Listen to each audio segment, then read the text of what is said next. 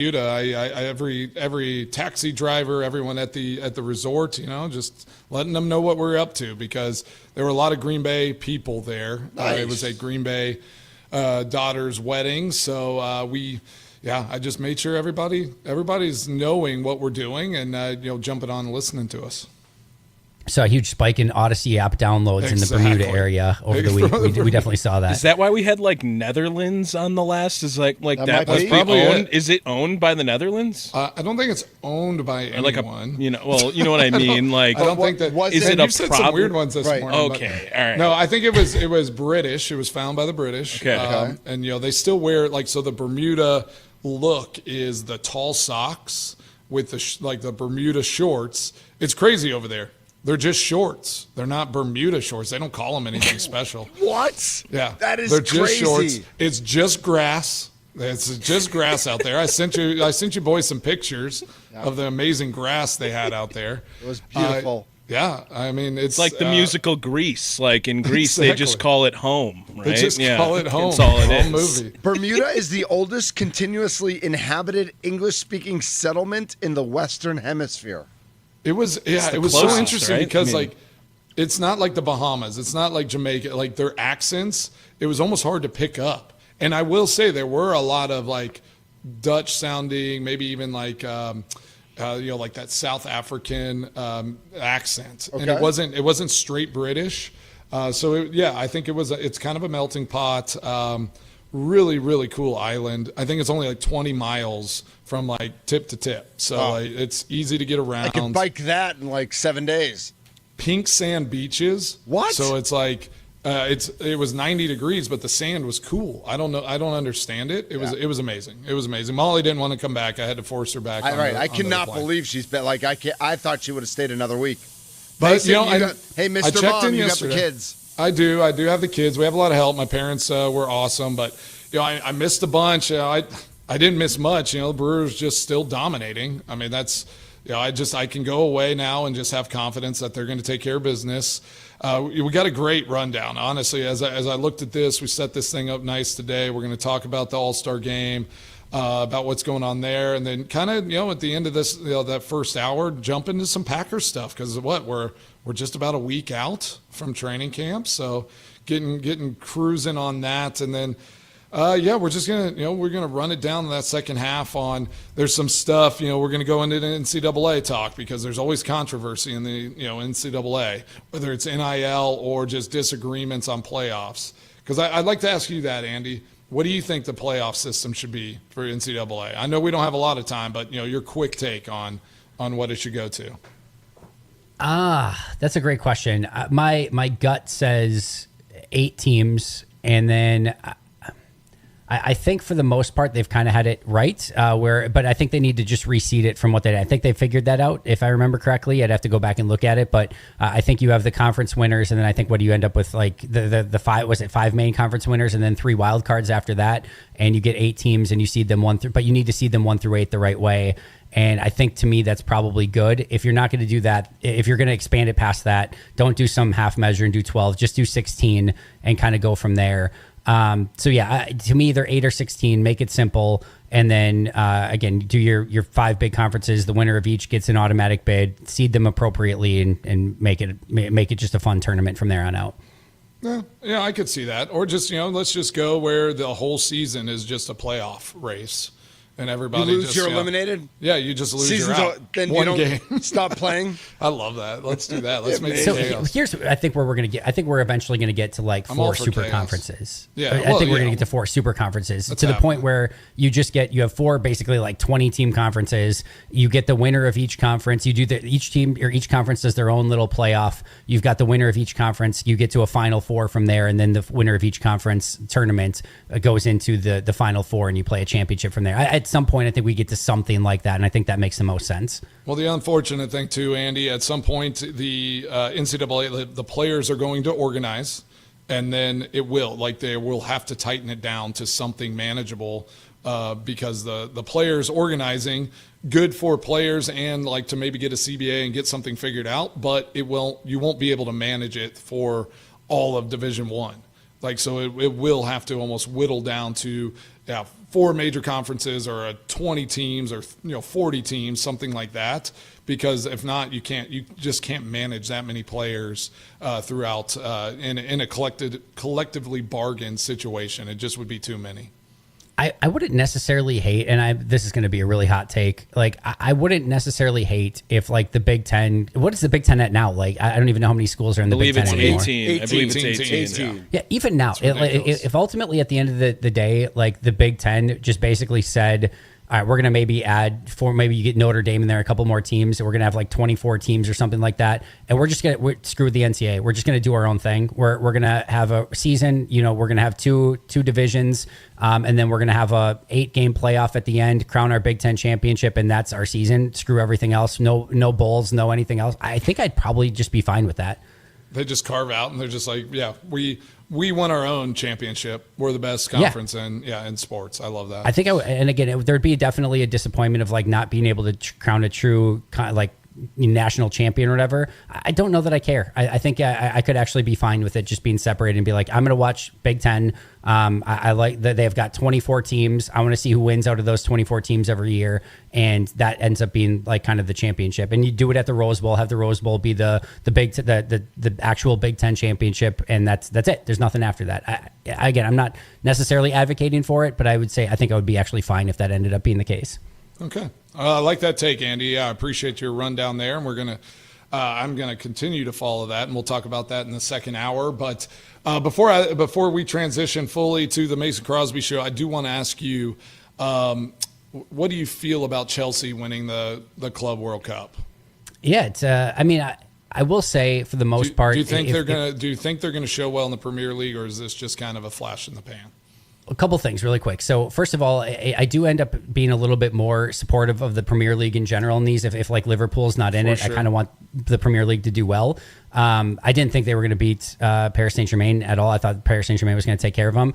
I do think that was a really impressive, and I think that sets them up well. I am very interested to see in some of these teams that have played so many games like Paris Saint-Germain. I feel like Paris Saint-Germain, even in that game, started to run out of gas. Like Chelsea, like there is a lot of wear and tear on some of these players' bodies, and now you have this very quick turnaround. I know you get about a month off, but their training camp and stuff is going to start very, very soon. I'm very interested to see if some of these teams that had to play in these additional tournaments and in the all of it, just if it really affects them. So I'm interested in Chelsea. I think they showed that they can be a top team, even just what they did in this cup. But I'm interested to see what that wear and tear looks like. Cole Palmer is a baller. He looks awesome. I mean, you can't deny that. But this is World Cup year too. So, I mean, they will not have a break, and they will all be playing international breaks. They'll be doing so much. Like, think of it like soccer players. I think they, the good teams and the good players get like maybe a month off a year, like all together, if that. So, it's going to be a taxing year for all of them. It's Liverpool's year again to, theirs to lose the Premier League just because they didn't have to play in that Club World Cup. They didn't have to do all these extra things. So they've had a little bit more of a breather to go and dominate again. So we'll make it out to a game, and then, we can pop over to Walsall and maybe over to Drogheda there in Ireland. Let's just make a little trip out of it. We can do the show from there. Let's make a big trip out of it. Let's make a huge trip out of it.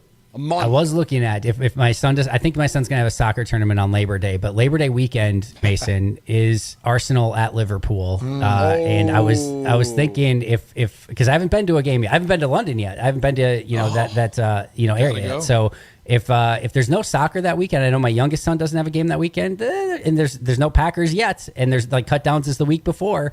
So there's a chance I might have to do Arsenal Liverpool if there's no soccer that weekend. Yeah, make sure you say hi to Chelsea. She sounds like a lovely lady. Nice one. That's probably the best soccer take yet we've had. Yeah. Well, hey, we'll be due for a vacation at that point, so I think that sounds about right. All right. Well, now that I've eaten up the entire first segment of your Mason Crosby show, I'll let you guys take it from here. I appreciate you a ton. We'll talk again tomorrow. By the way, Tommy taking over the Pack a Day radio show Thursday and Friday again this week, so we'll look forward to that as well. Appreciate all you guys. We'll talk soon. All right. Thanks, Andy. You bet. Stay tuned for that Mason Crosby show with Mitch Nelles coming up 9 to 11 right here on The Fan. Pack a Day Podcast 365, wherever you get your favorite podcasts. We'll be back tomorrow with Owen Reese. This has been the Pack a Day radio show. Enjoy your Tuesday, and of course, go Pack Go. A Super Bowl champion. The Green Bay Packers have won the the Super Bowl. The Packers' all-time leading scorer. A game winner for Mason Crosby. It's time for the Mason Crosby Show with Mitch Nelles, presented by Verizon, the #1 network in Milwaukee, on 1250 AM and 105.7 FM The Fan, powered by the Potawatomi Sportsbook, and on the free Odyssey app. From a land where they just call them shorts and where they just call it grass, he is back in the good old United States of America, watching the Big Dumper hit bomb after bomb in the All-Star Home Run Derby. He is the one, he is the only, Mason Crosby. What's up? Yeah, welcome back to the Mason Crosby Show. And hey, as always, you can catch us on, and we are presented by Verizon, right? The Fair. #1 network in Milwaukee. Amen. Yeah, and so if this is your first time listening, we're on 1250 AM, 105.7 FM The Fan. Studios powered by the Potawatomi Sportsbook. And guess what? We are on YouTube. And we are True story. Yeah, you can find us on Odyssey app. Hashtag You can facts. find us on iHeart. You can find us anywhere you get podcasts because go. we're podcasts as well. But yeah, it's good to be back. I wore shorts in Bermuda. I did. There was no name for them. I felt a little confused. I didn't know what to. I was just like, I guess this is just grass. It seemed normal there. The sand was amazing. The wedding was awesome. We swam in the ocean the night of the wedding until about 1:30 in the morning. That's so amazing. That was That's nice. amazing. Just floating around. Yeah, we did not. Mason, I got to ask right away. What's my question? I always ask, what's the best thing you ate over the weekend? There was honestly, so anytime I go to a beach destination, first thing I have to try is their fish sandwich. Yes. Yep. It's just like, what's their fresh catch? And Yep, they you're have in so Florida, many different you get a varieties. grouper, wherever exactly. you are. Yep. So they had a lot of good mahi, but wahoo, some of that. So I had and I had to get it 2 different days because it was different fish, right? So Yes, sir. Awesome avocado on there, a nice little spicy tartar sauce, Nice. grilled with some lemon. Oh, it was they did it right. You ate well. You ate well. We ate right. They had Nice. these little cauliflower, these Thai chili cauliflower that we had Okay. for apps that were good. And then I was captain of a beer boat one night. Yeah, you were. Which that was nice. Doing that on the beach. Never done that before, so that was nice. That's awesome. But I did. I missed you guys. I missed sports. I missed diving in every day. And we had All-Star game home run derby last night. We did. But All-Star before we games get tonight. but before we Do you get want to to all keep that- talking about Bermuda? No, I want to recap I the didn't get to weekend golf, the though. weekend of the Brewers.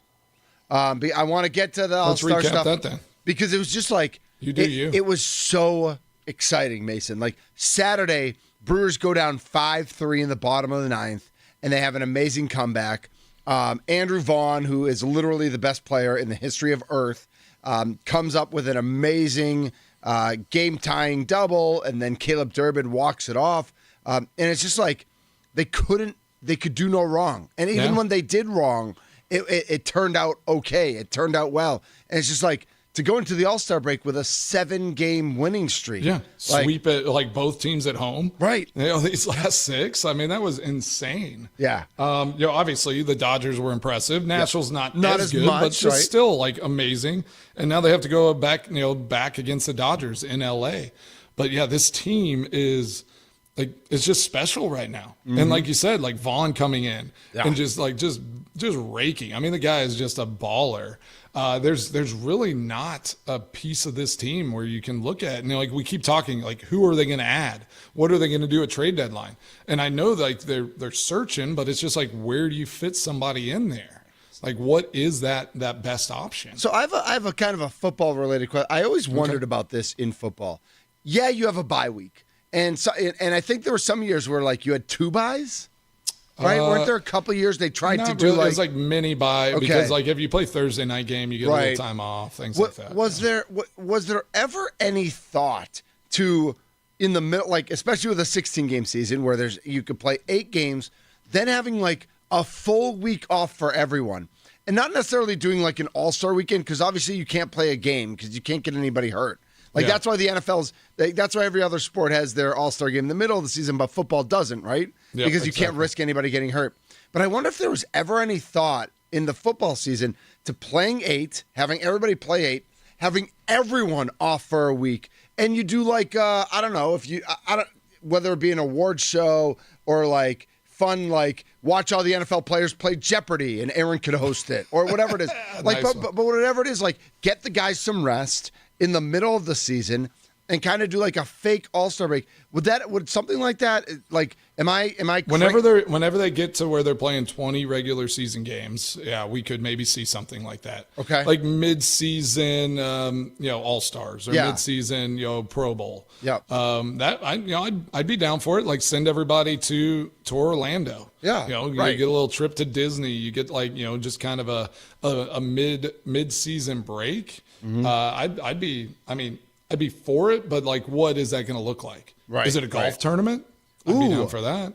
And actually, I mean, again, you air the golf tournament. It's good. Just if you do put like a NFL multi-sport right, event. right. Nothing. Just don't get anybody football. hurt. Don't get anyone anybody hurt. Yeah. Don't That's even do gonna be- pickleball because that'll be somebody, tough. somebody's going to tear their ACL playing pickleball. Oh, right? I played pickleball in Bermuda. Oh, Yeah. did you? Yeah. Did you crush? Knee is aching for sure. I believe no, it. it took a little bit. I hadn't played in a little while, and I took a game to just kind of get back in the flow, and Sure, then, sure. started getting it figured out. Some of my, I get so like trying to hit like that winner, that Yeah, you perfect can't shot. hit winners in pickleball. I mean, know, you it's can, like- but I gotta your buddy pick and Brian choose a little Lammy. bit, You know but- your buddy Brian Lammy's like a professional pickleball. He's a baller. player. I'm going to Yeah. get some lessons. Yeah, I'll Yeah. get over to Lammy's office and just get some work in. Yeah. Put that time in. But so I go back. So the Brewers have won 7 in a row. The Yeah. Red Sox have won 10 in a row. They're the 2 hottest teams in baseball right now. How much do you think an All-Star break hurts? Because they're so hot right now. I mean, the Brewers coming off 2 straight sweeps. They want to keep. We talked about it yesterday. They want to keep playing, right? They want to keep going. They want to keep rolling. How do Yeah. you figure out a way, even with a 4 or 5 day layoff, to kind of keep that positive momentum going? Well, wasn't that who said that down in? Was it a guy we were talking about for a trade potentially that didn't do the home run derby? Was it Acuna? It wasn't Acuna. not it was, Suarez? I think it was Suarez. Yeah, Okay. it was who he was like. I'm not hitting in the home run derby because I don't want to take days off. Like I just kind of want to stay in a rhythm. He's gonna kind of keep working through all of his stuff. Okay. Like he doesn't want to get these lob balls where he's just Right. cranking home runs because he's like I'm playing well, all that. So he clearly thinks All-Star break can be a negative Yeah. if because you kind of get out of the rhythm of a season. Exactly. Especially for baseball. It's definitely different for baseball. Yeah. In football, mid-season, you want that break. Mm-hmm. You need that. And you can step back into the game a little bit easier. I bet baseball, it's a lot tougher. And the teams that are rolling, so we'll see that as the Brewers come back. Obviously, they're getting a juggernaut big going test. to L.A. Yep. We're going to see kind of what that meant, what that looked like for them. With this team, there's not, everyone's coming back from injury. I did see, was it Frelick that had a little hamstring deal? When he was Sal Frelick got On Sunday. pulled hammy So from on Sunday. running. So for yeah. him, I mean, positive there that he can have a few extra days of rest. Go and kind of take care of that hamstring and get ready for the hard stretch at the end of the season. But I think for baseball guys, it's probably a lot tougher. How their mindset, it's streaky. You kind of want to keep it rolling. I know whenever we were in seasons though, and that was we'd go, in errands, relax and run the tables and all of that. Yep. We did use that momentum to take us into playoffs. Nice. The run the table deal, if we had a break in that, Yes. it could have been detrimental. You it needed would've- to be playing every we week. You needed were to go rolling. straight through because we were rolling and teams did not want to face us. Right. You just did not want to run into that at that moment. So there is something about when it's hot, you want to stay hot and you want Yep. to keep it going. But you got to kind of read the team too. If Yep. a team needs some time, it can be a positive. So I think only time will tell. As soon as they go out to LA, Brewers are going to look at and just kind of see where they're at health wise, and we're gonna see right away Yeah. if this break was detrimental or not. What about the fact that buys are different in the NFL, and this is everyone leaving on the exact same day, right? Because you're kind of judged as a That is coach better. how you are performing after the bye, too, right? Yeah. You get a week to prepare, an extra week to prepare, and this is now. Isn't Andy Reid like 74-0 after Right, the bye exactly. or something? The good Like- coaches are always great. After that bye. So I just think it's a little different in that way, and I just think that you probably can't compare it quite the same way. But I do want to ask your opinion now on the Mizorowski being named an All-Star as well, and if you have anything that goes off of that with the NFL as well, because Miz also spoke about it yesterday, and he said, quote, that they're not upset with me. He said, I thought the All-Star break would be a chance to sit down and reflect. Hold on, Tommy. Now we're here. I think we need to tell more of the story. Well, he knows, right? Even 5 games, he's an All-Star. Like that is. But that, did you hear all the Philly guys upset and all the? So some people were upset that he got put in. See. Let's tell the story. Sure. I get that he hasn't like gotten maybe the numbers that some other guys have, but it's like he for sure deserves to be a first, mid-season All-Star, no doubt. So what? Go. Yeah. So I guess tell more of the. So Philly's got 2 really good pitchers, All-Star worthy. One of them basically Major League Baseball had approached one of them, and he basically said, "I need the break to get with my family and to get healthy." And the other one was pitching on Sunday and wasn't going to pitch at the All-Star game anyway, and so they weren't going to pitch. So Major League Baseball didn't ask them; they skipped over them, and apparently like 10 other guys, like like Mizorowski was down the list. He was down the but list. But finally they got to him and they asked him, and then he said yes, and then a bunch of the Philly teammates of these pitchers went nuts and were like, "Oh, this is what's wrong with baseball," blah blah blah. And but they this asked kid all doesn't those deserve guys. it. I mean, it was Yes. like they turned it They down. talked to So all it's these like, guys. That's ridiculous. Yes. Bunch of Philly crybabies. That's exactly right. Yeah, that is exactly right. Yeah. It says right here that Dave Roberts spoke about it. He's the manager of the NL All-Star Game. It said, if it brings excitement and attention to our game, then I'm all about it. And then the other Phillies commenting, they are now walking back their comments tremendously, Mitch, if you didn't see this. What Kyle Schwarber said, well, it's not an attack on Mizorowski by any means. It's an honor for him and that he's here, and it should be an honor for him. It's not his fault that he's only pitched 5 games and got named. While meanwhile, like Trey Turner had made comments calling it a joke and swearing in there Right, as but nobody well. was mad at Mizorowski. Like to No one's mad at Mizorowski's him, point and for to Tommy's sure. point. Like nobody's mad at Mizorowski. They're mad at the situation. Like nobody But thinks they that shouldn't be Mizorowski campaigned because- for this and got the role Because they went down a list, and Right. people, like all these other pitchers said, like they weren't available or they didn't want to, they weren't going to do it. So yeah, I get being maybe. I don't understand getting upset. Like if they just skipped over everyone and they're like, oh, Miz is exciting, so we're going to put him out there. Right. That's bad ball. But it doesn't sound like they did that. It sounds like they did due process. They went through the thing, and he was the only guy that said, I'm available. But even if they did, Major League Baseball's been so bad at promoting its stars and promoting its young players over the years that the fact that they would obviously we had Skeens at Mizorowski that went live on MLB TV, which again is like a minor cable station that a lot of people aren't finding. Yeah. But it is something that Major League Baseball realized, we got to get this game on TV. It was not scheduled to be on. And to get Mizorowski to the All-Star game creates a buzz that Major League Baseball needs to have. Like that's something that Major League Baseball needs to showcase embrace. the exciting players like when they're exciting.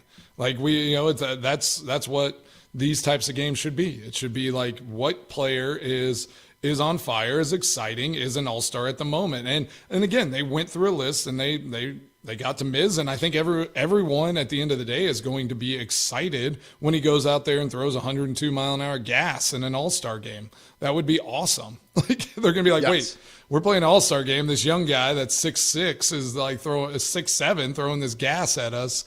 That's going to be great. Even if he pitches he's probably going to pitch 1 or 2 innings. One inning at the most. Yeah. I actually think he probably doesn't pitch.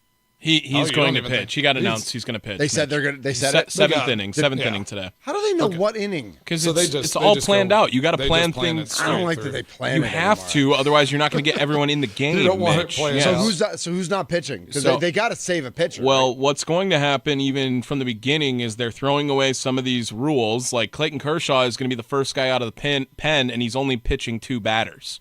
Wow, so they just- it's whatever just like- happens, Right. he's just pitching to two batters. So it's like preseason So we have to games deal in with the a NFL. pitching, You just an have like, inning pitching change Yes. in an yeah. All-Star game. Yes. Oh, forget it. I'm not watching now. And so now, how important? I don't have that kind of time to waste. Well, they made the home run derby 3 hours yesterday Well, too. They that- they can the find other a way. pitcher will be Yeah. behind him, so as soon as Right, he's done, he better with be his- ready to go. it's like No he's warm-ups. ready. Like you warm up in the bullpen, you get ready to go. Yeah. Yeah. But now, how important is it for Miz to perform in that 7th inning today? If he's got all this, 0%. Yeah, there's no importance there. Okay. Yeah. No, I mean, Get ready for when. All right. So if this is his off day and he's pitching, it's Tuesday. He's not Wednesday, pitching in the Dodgers series At all? Nope. So he'll pitch the first game against Seattle. see, that's a miss though. Possibly, that yeah. is unfortunate for sure. The announced pitchers, I believe, were they not- Priester, Peralta, Quintana. That's That's good, fine. though. Yeah. Yeah. Priester, like that. Peralta, Quintana, and then Mizrowski. So he'll pitch the first game. He'll pitch. What is that? That'll be Monday. If it wasn't in Quintana, Seattle. it was Woody. I know he's not pitching in the That's first a tough one series. too, Yeah. right? I mean, this road trip's going to be. Yeah, this is a Seattle's. gauntlet. And I think we looked at this, a long time ago, maybe a month Yeah. ago, and it was About just how kind of rough this like, is all gonna right, they be. can be in a great spot, but then when they go on the road here against the Dodgers, like this next stretch, end of July is going to be a gauntlet for them. If it's not important for him to do well, like he's going to get some insane praise if he were to strike the side out in the 7th. You know what I mean? It can only Sure. help him, is what you're saying then? But he already got the nod. I mean, it's he's going to get in there. This is Like, all- I this is all- think this it's is all only helps candy. him. I just think like, that I don't think- tomorrow, if he strikes out, if he has an immaculate inning, like it's gonna lead the show tomorrow. But yeah, Whatever so he you're does saying is gonna lead the show if he gives up 3 homers, Yeah, that's Yeah, going and to lead it's the show like, tomorrow too. is he done? If he Like, pitches is a he- 1-2-3 inning with 2 ground outs and a pop up, it's going to lead the. Whatever he does is going to lead the show, whether it's good or bad, and none of it matters. Like we are going to celebrate Jacob Mizrowski. He could give up back-to-back home runs, and I'd be like, great, on to Seattle. Like, and I they're don't- I smart couldn't pitching care him. less. They're smart pitching him in the 7th inning too, because that'll keep people at least Will interested Judge, in will watching. Judge still be in the game in the 7th inning? No shot. There's a shot. No. Sometimes they. That's what No I want. shot. I just want Miz versus Judge though. Can't they put him in like the 4th so there's a chance Judge like. Just start the Don't you season want over. Put Miz. Tommy? Don't you want Miz against the versus Judge? Yankees. How about every time Judge bats, they bring in Miz to pitch to Judge, and then and take him out. And then It's just, let's- like it should just be Right. matchups. Like, All-Star yes, games should just be. yes, Oh my yes. gosh, I like that. They're just kind of waiting, and Let's it's like, go. all right, Let's go. like one pitcher goes against one batter the whole time. They should just play banana ball in honor of Nick Castellanos, Right. and every The inning, more exciting, for every sure. inning Yes. is a game. Yeah. where it's like, love and that. then you Whoever walk wins, off in the right. first, right? Yeah, Let's that's do what it. they should do.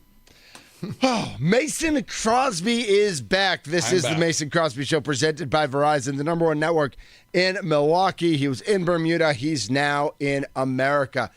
We will continue our discussion of the Major League Baseball All-Star Game, the Home Run Derby as well. But we do want to get into these ESPN rankings. I know everybody's talking about it.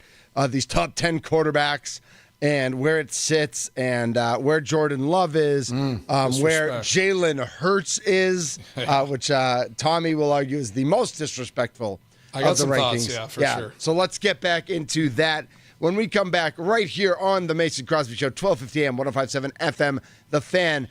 We're on YouTube and we're free on the Odyssey and iHeart apps.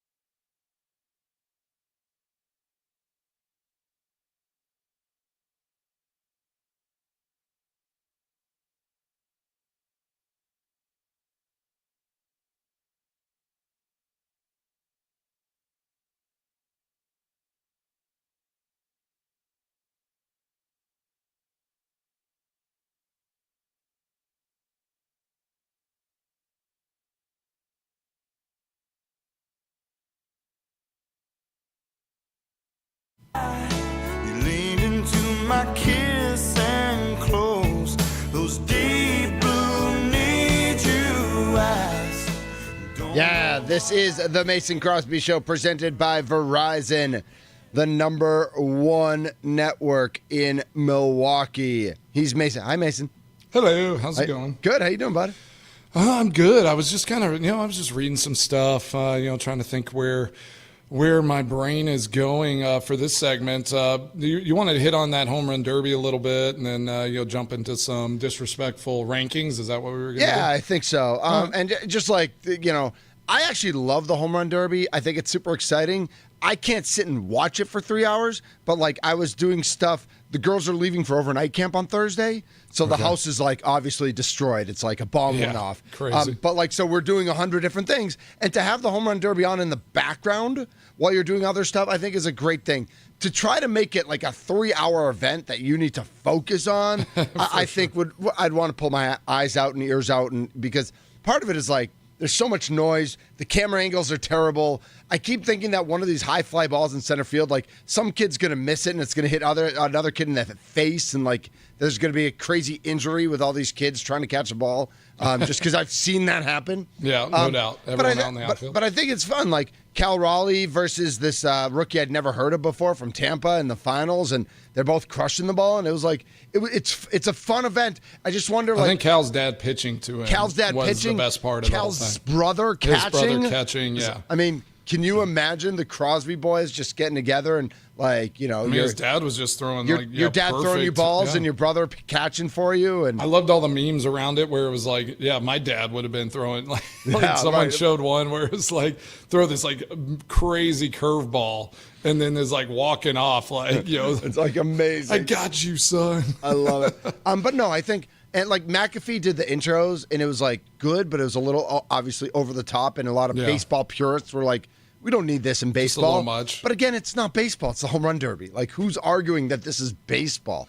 And they do have like a clock, right? Yep. So it's like how many you can get in a certain amount of time, which I think is good. Yep. That makes it fun. What did they hit though? In the final, didn't they hit 18? It was like 18 to 16. Something like that. Yeah, 18, 17 which to 15. Is impressive. I mean, that's a good number. What's the record? What's the record in that final? Josh Hamilton. That's the one that everyone goes to, but Jock Peterson and Vlad Guerrero put up 79 in one round one time. Which that was awesome. Combined. Was there? Yeah. What? Like, was it a pitched number or was it? There was a clock, but then you get bonus ones. And they just kept hitting homers. Vlad Guerrero hit 40 and Jock Peterson hit 39. Yeah, it was insane. Like everyone, when you think of all-time performances, like Josh Hamilton at Yankee Stadium, remember the Hamilton. And then he didn't even win. Like that was what was really stupid about it. Like he set the record for the time. Yeah. It was the record for the most in a round, but then he had tired himself out and he didn't hit. Yeah, I actually liked last night that it didn't seem like they tired themselves out. Like they still had juice in the final round. And they even said it after Raleigh hit, where it's like he didn't hit too many to put it out of reach. He didn't hit too few that it was going to be easy. Like there was going to be drama in the last round, and there was. It was I think it's fun. I mean, it's just I don't fun. think they need to change anything. I think they should have some sort of prize. First of all, $1 million for the winner is awesome. I think that's great. Gets more young guys in it too. But they need a prize for the farthest homer too. Yes. Like there needs to be a reward. Like you should get a car or something. Or for the farthest instead of just homer. hitting line drives over the just kind of creeping over. So I the agree with fence. that, but I also agree in the outfield, like spread out evenly, there should be 10 targets. Yeah. Like, and if you hit a target, bonus $50,000. Bonus $50,000, and a random fan wins $50,000. That would be how sick. cool would it be? Because $50,000 is nothing to Major League Baseball. So if you hit a target, you get a $50,000, and like they pick a seat. And if you have that ticket, you win $50,000. O'Neal Cruz hitting one 513 feet should be rewarded. Yes. Like that's insane. He hit it out of the stadium in right center. Like that was a a lot of guys shot. were hitting it on top of that restaurant, which is awesome. And then he blasted even over that. Yeah, I mean, 513. You should win a prize if you have the farthest homer. Also, I think it was dumb that they were like, it's the farthest home run not hit at Coors Field in the All-Star game. Like, no, count Coors Field, and the home run derby should always be at Coors Field. That's actually kind of true. Yeah, But it's also like, and that's in the StatCast era since 2015, because Sammy Sosa hit like 7 home runs over 500 at Miller Park in 2002. Because I was in the one section of the left field bleachers that got the least balls. Like the 2 sections next to us both got like 100 home runs. Mine got like 10. I had my glove though, and I was wearing my Yankees suck shirt. If you caught one from Sammy Sosa, and there was a little kid sitting next to you, would you give the ball to the kid? 100%. Okay, I'm just making sure. That was yes. a test. Yeah. I mean, I just want to make sure that, we weren't canceling you off the show. No. Come on. And now, if it was like, what would Tommy do? Mookie Betts. I would tell the kid to get better at catching the ball. That's what I would tell the kid. I mean, just over the top. I wouldn't even bring a glove. Like I would just be there, and if I get the ball with no glove, that's on you, kid. I did make a great catch of a foul ball at Junior Duke softball last night. Nice. I did. I ran. Highlight. All the kids are like, ooh. Did you lay out for it? I did not lay out, but like my daughter, who's embarrassed by everything I do on earth, she even gave me props for it. Okay. She was like, Dad, that was a good catch. That was some good effort. I was like, yeah, you're just getting ready for the softball game. I like that. I am. Speaking of getting ready, not for the softball game, but for the football season, Jordan Love is the best quarterback in football. No? Second best? Supposedly Third not. best? I don't know what number he actually is, but ESPN did come out with its top 10 rankings, and Jordan Love is 12th in that list. And we honorable mention. Yeah, honorable mention. It was like, and him and Stroud were the honorable mentions. They mentioned Stroud first. The fact that they didn't do it alphabetically leads me to believe that it was Stroud then Love. But nice. But Mahomes is first. And we can, I don't know, do you want to go through the whole list? Do you want to critique it one by one? How do you want to do it, Mace? Because I don't think Mahomes is one. First off, let me just I want to know like their criteria of like best quarterback. Is this like best passer? Is this best leader of a team? Like is this best like they just asked winning? It's just who's the best quarterback? They asked league executives, coaches, and who would you want in that quarterback executives, position? coaches, and scouts to rank the top 10 players at 11 different positions. So these are the ranked top 10 quarterbacks in the NFL. Whatever parameters you use. You could use wins and losses. You could use college career. You want to go. You could use nicest mom who makes you cookies when you go on the road. I don't know. That would bump it up a little bit. Yeah, that would. Cookies are delicious. First one I saw, and it's I'm a big Baker Mayfield fan, of course, but I'm just like, how is he on this list? He's not. Come on, like how is? No, but I mean, how is he a top 10 on a list like this? I think that's not the most upsetting person in the top 10. Well, I know you think Jalen Hurts, but I'm just like, so I'm just looking. No, Tommy has a. All right, Tommy, who do you think's the most? So we renamed. We gave Tommy a new nickname yesterday. It's not Tommy Wirtz. It's Tommy Rants. Oh, Tommy Rants. Tommy's got a great rant about the gentleman who is number 7 on this list. Okay, Tommy, hit it. I just think Justin Herbert has been spoon-fed that he's good to everyone, and the first thing you can think of is him blowing a playoff game when you think of his name, and he has done nothing in the NFL of any sort to be ahead of Jalen Hurts or Jared Goff on this list, and I would probably put Baker Mayfield ahead of him as well, too. Would you put Jordan Love ahead of him? I would. Where was Goff? Goff was number 8 on the list. Sorry. Goff is 8. Jalen Hurts is number 9 on the list, which is the most disrespectful thing I've ever seen in my life. I think that's just crazy if you're just like how I would view it in this regard. So I would, multiple lists. It's like who's the best pure passer, who's the best kind of leader, who do you want as your quarterback, like in those situations. And for me in that, then it is like Jalen Hurts goes top 5. Like if you want all right, who do you want under center in those big games, in those moments? Like that guy is cool, calm, collected. He is a good passer, but he can also physically get it done with his legs and all the variants that you can do with a quarterback like that. So in that regard, Jalen Hurts, should be like way up that list. So I'm a big proponent of, and not necessarily I agree with the Herbert thing. Yeah, I'm a big proponent of Mahomes, Burrow, Allen, and Jackson are top 4. Not in that order, but those are your top 4. And then I'm a big proponent that Hurts is 5. Like I just think that's I think there's clear separation. Top 4, 1, Jalen Hurts is 5, and then you start your list. But you're a big playoff guy, right? Right. I am. So what have you done in the playoffs? Right. And so then That's why I've Hurts at Lamar 5. Jackson might slide the other way then. Joe Burrow, same thing. Like Josh again, Allen, Right, I know. Josh Allen goes like Josh Allen has played great in the playoffs, right? Yes. And his team has has let him down. Like he's been awesome. Yes. But if you look at it from like a playoff perspective, right. Lamar That's a Jackson good point. has not been the player that they need him to be whenever it comes down to crunch time. I So also- like you would move him the other way. So Jalen Hurts again should jump in front of Lamar Jackson. Or could he jump ahead of Burrow? Should jump ahead of Burrow. The I feel like. craziest could argue thing it. about the list is it shows where the executives had ranked them the highest or the lowest on the list. Lowest was just unranked, not in this top 10. The highest anyone put Jalen Hurts was number 6 on the list is absolutely crazy. It is That insane. no one had him top 5. No one had him top 5 of anyone on this list. Why is there so much Hurts disrespect? Well, and I understand it, I guess, from a regular season performance, but that postseason last year, Jalen Hurts was a stud the entire time, is. and he was passing the ball. He was, not the reason they won the Super Bowl. I understand his team was stacked, but there was nothing that said Jalen Hurts is holding this team back, and he was elevating the team through the final 2 games of the season. Yeah, No, dude. Somebody no had doubt. Justin Herbert third, by the way. Yeah, that's just such. Somebody had Justin Herbert. They third. just like it, he is. He's like sunshine, right? Well, like yeah. it's like you got the hair. Like he looks the part. right, that's exactly he right. He does have the. He has a lot of the skill set. Yeah, he has it but all. he has not got. Yeah, he does not deserve to be on this list yet. No. And I think that's like Jordan Love. Not disrespect. I think he could creep into that top 10. But he probably, like a lot of these executives or the people that vote on this, probably just say like he hasn't earned it yet. But it's like some of these other guys on this list haven't earned it yet either. Like you're saying, Justin Herbert, like Matthew Stafford probably should move up that list. Like he Even was though I the don't reason love- they almost beat the Eagles. That's true, In that tough, like it was all he just was willing that to happen. He was sick. and his team was Why- not the team that should have been there. Why don't- giving them fits? Mason, why don't I like Matthew Stafford? Like, why don't I think he's that great? Like, I don't know. Like, I mean, he's good, man. I He actually is. really Like, liked him I on the. agree. I liked him on the Lions.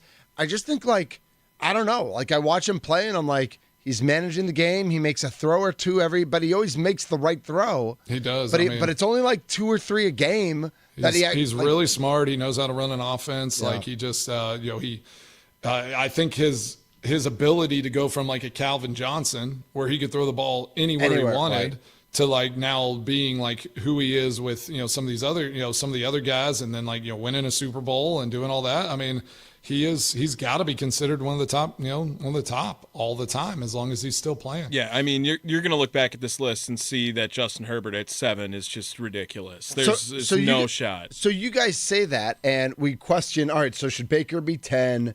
Herbert probably shouldn't be in there as a 7. But look at so. See, I'm not. I am not. But who's moving in? Jared Goff. Right. Like I Jared think Goff. 8's fine, but like I just don't think Jared Goff should be on this as a a pure quarterback. All the stuff like. We're going to see what he is this year, right? But is there anybody else? Because he couldn't do it. I mean, he couldn't do it. Like, I mean, they had Right. success with McVay, but he couldn't like do it with a great coach like McVay. Like what they have there in Detroit is perfect for Jared Goff. Yeah. But like he is not. I wouldn't just say like, oh man, I would want to plug him in anywhere. It's like what the Eagles had like a good run when they won it with.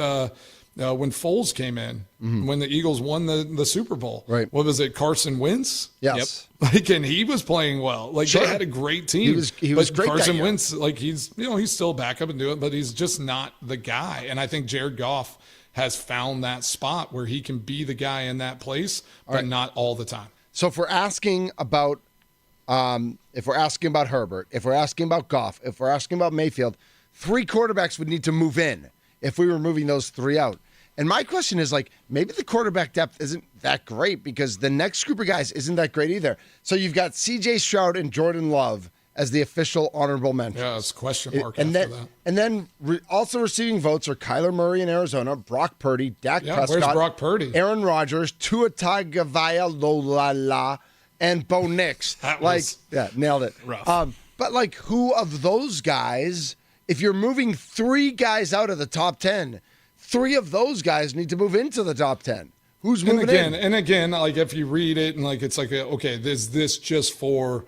It's like who the expectation for this season, right? So it's like going into the Based on- season, but based yeah. on last season and like what we've seen, because it's also there could be a list where it's like, all right, best quarterbacks in the league from like, that are still playing in the league, like from history, like just past performance, like who are the best quarterbacks, Right? Because then you're moving Aaron. Aaron is obviously and and then Jaden Daniels is out. You know, Right, you 'cause he's move rookie. Herbert out, like you move a bunch of guys out of there, but.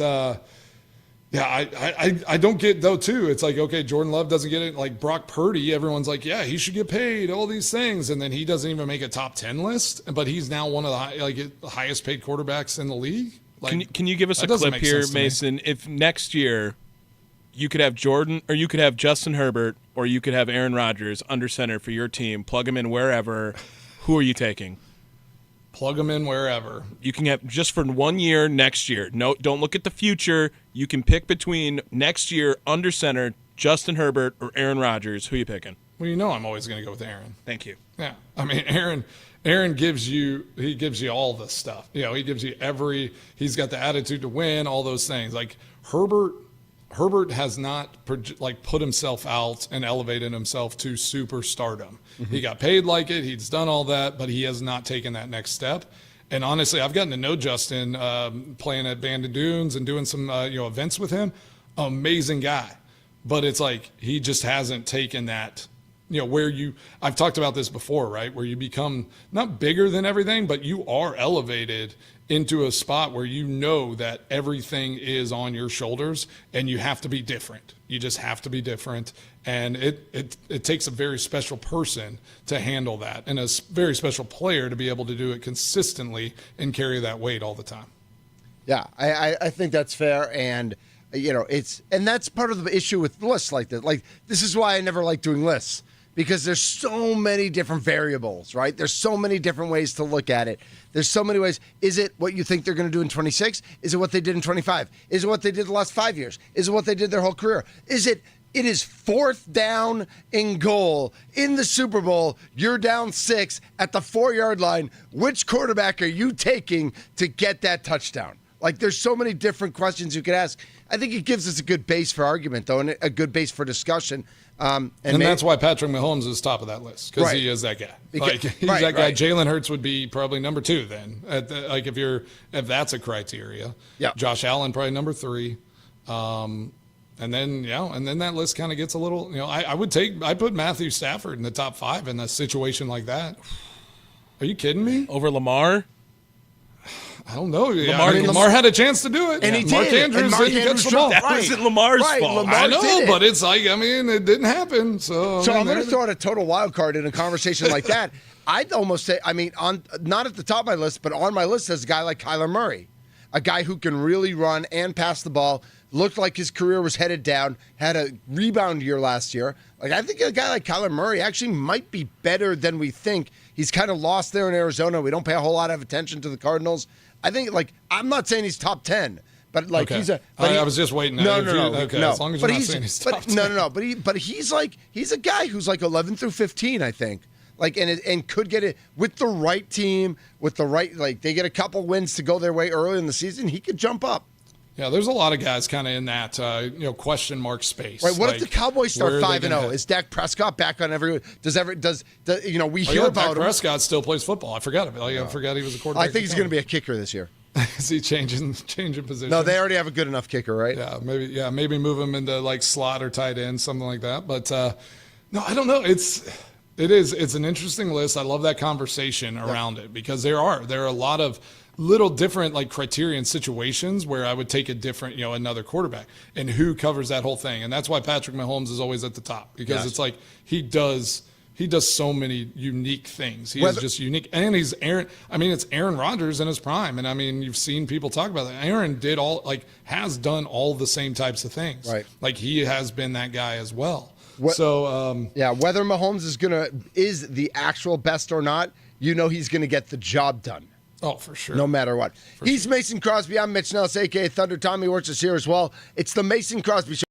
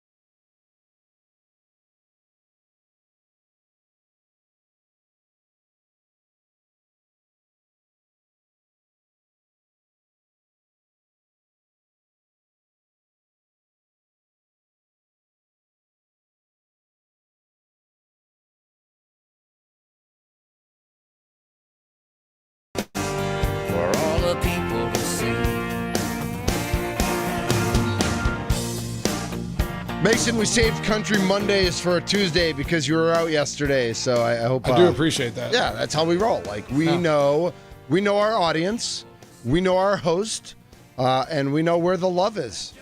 And the love The is love with is country in Green music. Bay, Wisconsin. That's right, exactly. He's Mason Crosby. I'm Mitch Nelles. The Mason Crosby Show, presented by Verizon, the number one network in Milwaukee. I think we didn't even talk about, like, is Jordan Love 12th? And I think right now he probably is about there on that list of top 10 quarterbacks. Like, maybe a little higher, but probably not yet. I mean, he's played 2 years. Like, it's hard to put him too much higher. Yeah, but I mean, you have Jaden Daniels though, and I mean, you Dude, got some people guys are on in that love list. with him. That's a great point. So it's like, I mean, it's not that they didn't put people on the list that haven't just like proven it consistently for a long period of time, but it's just like the expectations for this year. And I said that a little bit, and again, I really like Jordan Love, and I think he's poised to be really great there in Green Bay. But they are treating him as their starting quarterback different than Aaron kind of was treated, or how Aaron kind of elevated himself. And I've talked about that a bunch. Like they kind of manage Jordan in a different way. Yeah. And like I think for Jordan to get on that list, it's like a lot of guys on that list, they are kind of held above. That not held above. They're not outside the organization. They're not like this. Foreign figure, but it's just like you have to do something and prove that you can handle the weight of that organization, and you become that figurehead where it's like this is Jordan Love's Green Bay Packers. Yeah. And I just don't think we're there yet.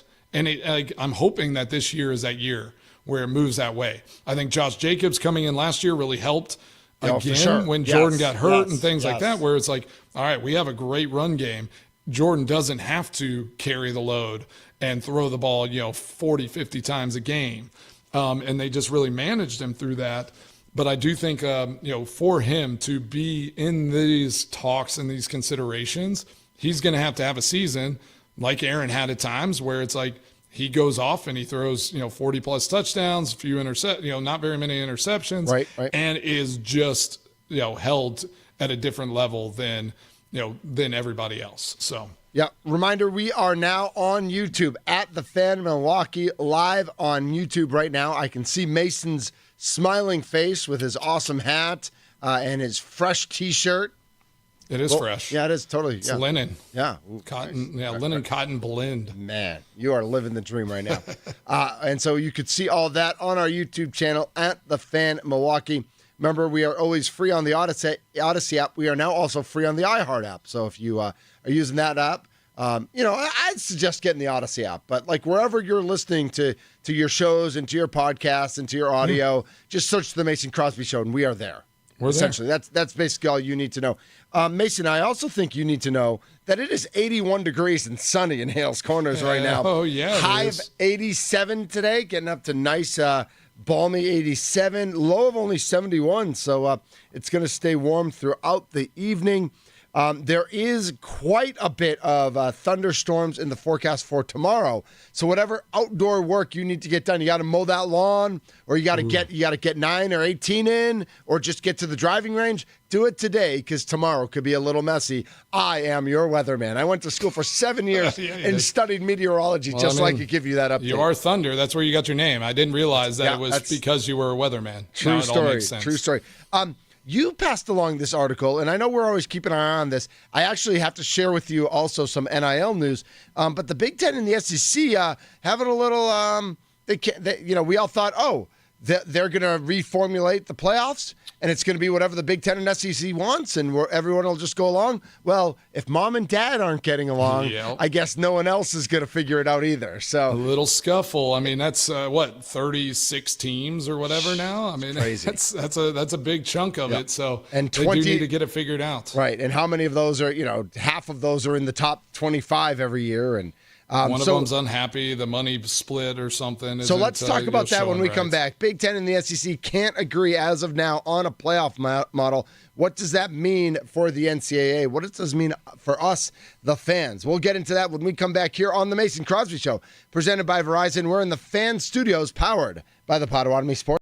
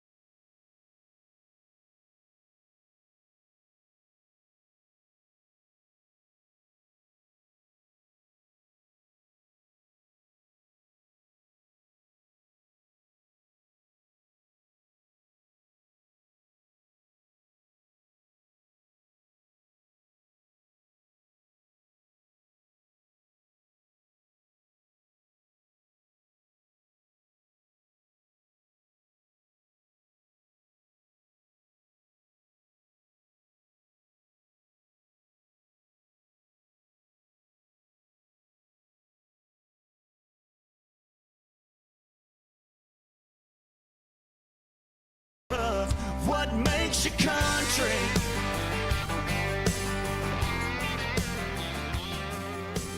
I don't know if I feel like less than or just dumb that I don't know any of these songs.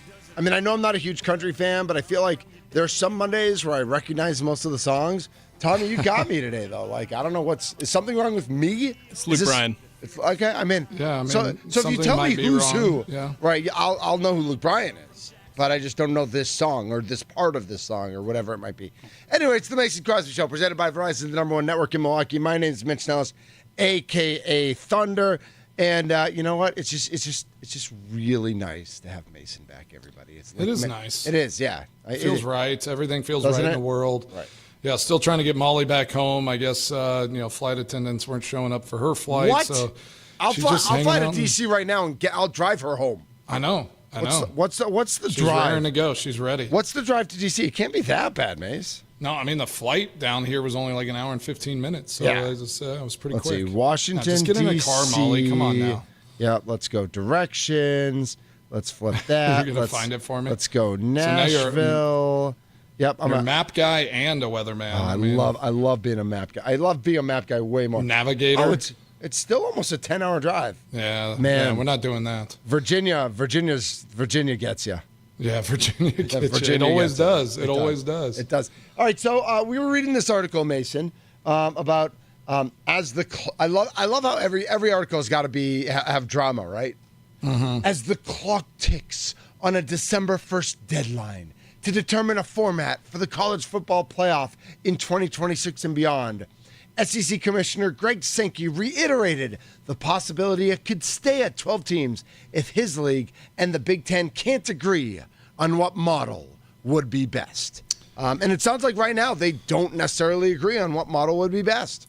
Yeah, I like this Sankey comment. The Big Ten has a different view. That's They're fine. idiots. Yeah, we have a rule. 12-team playoff, 5 conference champions. That can stay if we can't agree. So, this is it's not a nothing burger. I mean, obviously, this is going to be an issue moving forward if the two major conferences are in total disagreement. Mm-hmm. We might see a split and something crazy happen again in college football sooner than we think.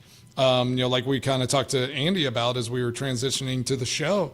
If these two major conferences can't figure it out, then we're gonna see some big issues. Here maybe not next year, but the year after. I mean, as this keeps unfolding, if one side is not happy, they're going to find a solution one way or the other, I would think. If they were not able to come to a solution, is that worse for the Big Ten, the SEC, or the NCAA? Because I feel like it means the NCAA, like the whole system could come toppling down. Yeah, and gosh, I don't know Sankey, but he kind of seems a little pompous.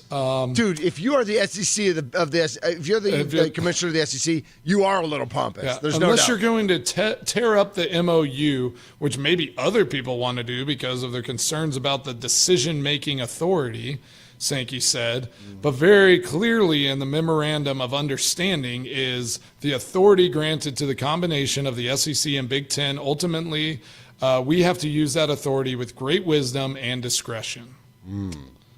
But we can't agree with it on anything. Right. So it's like, what is the deal? I mean, just combine them. Just make it one big conference then. So then it's one person or one board making the decisions. Put it to a board of executives and let them make the calls. If you have two such differing disagree or ideas of what you want it to be, there has to be something done there. Do you think the SEC just believes that they've thrown out their suggestion and that at some point the Big Ten will just have to capitulate to what they want because they're the SEC and they are, they're the 1A to the Big Ten's 1B and they really are the big dog? Do you think the SEC thinks that way?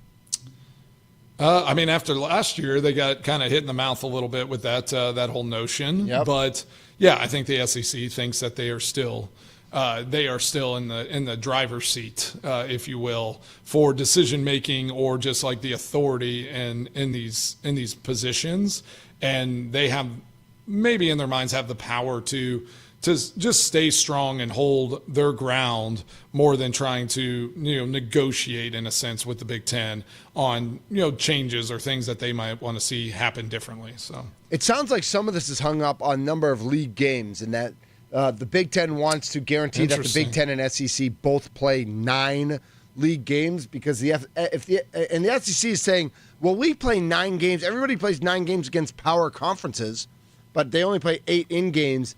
And so they could get away with playing the bad teams and stacking on some of those wins.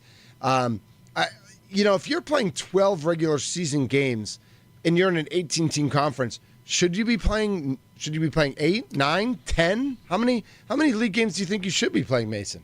I think in a 12-game season, I think 9 is what you should play. I mean, you can have 3 out non-conference, and they're saying some of these teams are playing 10 to 12 games against other power conference schools. Yes, they're not putting you do see just big the matchups nothing sometimes, burgers on there, right? Yeah, I mean, what is the first one? It's Texas Ohio State, right? I mean, let's go. That is SEC Big Ten right off the bat. That's a huge matchup. So whoever wins that is probably winning the national championship. I would assume so. Yeah. Right? I mean, that's Tommy, just kind of. Tommy, can we just pencil that in? Whoever wins that game wins the national championship? I mean, that's my prediction. These guys are just so soft now. Everyone's just, it's ridiculous Tommy that rants. they can't come on any sort of agreement for this, because, I don't think they want to. I think they're going to just purposefully dispute each other while they are a part of the NCAA. And then they will be able to disband. They'll be able to have their own rules. Sankey will be the commissioner of that league, and everyone will be happy listening to him. And basically, I also hate that it's 9 representatives because Notre Dame just gets one because it's Notre Dame. I also hate that. Join a conference, bro. It's so stupid that they just get to share all that money, or don't get to share all that money, and then they also get a vote and everything because it's Notre Dame. I mean, also the SEC. Help me understand that. Obviously there is no real understanding, but try to. What is the reason? And I mean, I've heard reasons, but I don't always understand exactly how they are able to hang outside of the conferences. Well, it's and the not, history. not actually, and not only in football, right? Because they play in other conferences and every other sport. Still, or they were ACC for basketball and baseball for a long time. And before that, point, they were Big right? East. Yeah. Yep. I just think that what the power conferences, and when I say that, I am only counting the 2 conferences, Big Ten and SEC. I just think they want to cause as much trouble while they are a part of the NCAA, because then they can have an excuse to leave it. And what they're also saying is the SEC is only playing 8 games as opposed to the Big Ten is playing 9 games in conference. The ACC also only plays 8 games. They are in the same boat. But do people really care about Correct, the ACC? right. Yeah, that's what I mean. And no one cares about it because the ACC is not relevant. But they don't care until the playoff system comes, correct. Right? And then it's all those playoff seedings like we had last year and all the discrepancy that happened there. It's all of a sudden now playoffs come, and it's how they had it last year. It was you didn't play anyone, right? Why is this happening? So I think the seeding will take care of itself a little bit. But you talk about we just talked about it's the SEC and the Big Ten that matter. We don't really care about the ACC, right? But because Notre Dame has this relationship with the ACC with all the other sports, if I'm looking at their 26 schedule or their 25 schedule right now, and I think they have contractually, they play 5 ACC opponents. So they are playing a very light schedule against SEC and Big Ten teams. Their schedule, they're at Miami, okay, and that could be a big game. Or Miami. I mean, Miami was the biggest embarrassment in football last year. They're playing Texas A&M. All right, so there's your SEC game. They're playing Purdue. I get that Purdue's a local matchup for you, but that's embarrassing. Then they've got an SEC game. Wait, they're on the road at Arkansas. Arkansas is good. Arkansas could jump up and bite them, but that's not a high-profile matchup.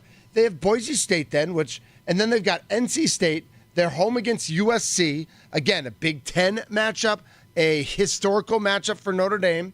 Notre Dame then plays at Boston College, home against Navy, at Pitt, against Syracuse, and at Stanford. So it's last 5 games. I mean, Boston College is okay. Navy's okay. But those last 5 games are jokes. And it's why does Notre Dame, they have to start looking at this like you're not playing the balanced schedule. And if you're getting a seat at the table, I know that you're only one school, but you don't get to be in the college football playoff just because you beat on these middle of the pack. Well, and what record do they, or how is it going to be seeded now? Is it is it ranking or like where you are? It is going to be 1 through 12. Like it's just 1 through 12, like where the you're same ranked. automatic bids will get in.